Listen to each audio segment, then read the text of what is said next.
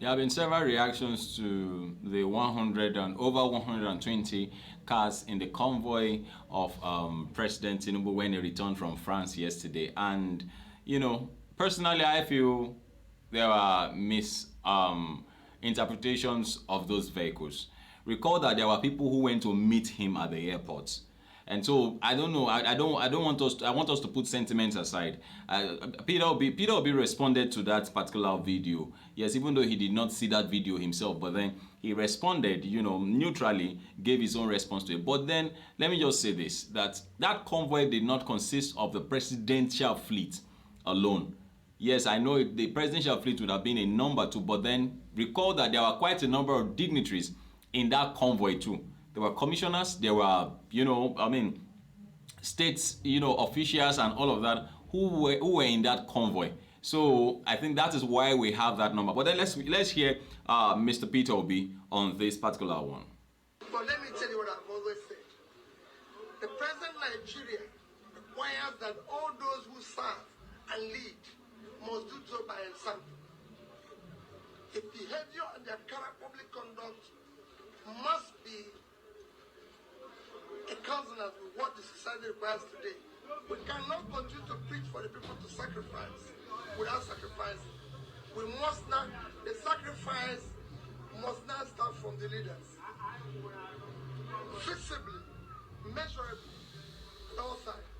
Because the people are suffering. And we must now be at the forefront of the suffering. Thank you. Well, just like he said, I think that is also right.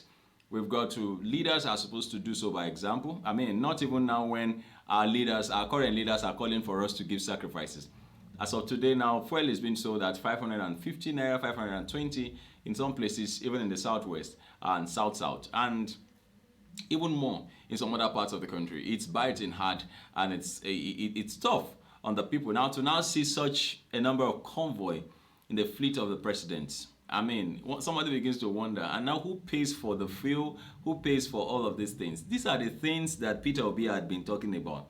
And it is good that he exemplified it when he was governor in Anambra State. They say that he was stingy. Why don't we try a stingy fellow then?